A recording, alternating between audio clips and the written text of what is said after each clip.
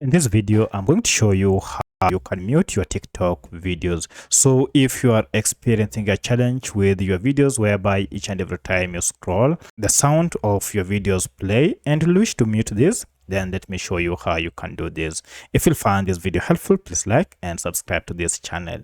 Alright, the first thing you need to do is to go ahead and log into your TikTok app and then tap on profile down here. Once you're here, head over to these three lines and then choose settings and privacy.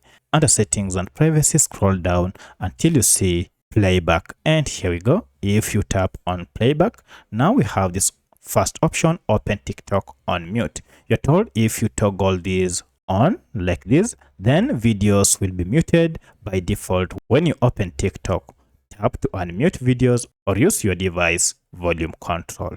From now henceforth, you'll never again have sound play on your videos whenever you open or you scroll past videos. If you have any other question, kindly let me know in the comment section. Otherwise, thanks for watching and let's meet in the next video.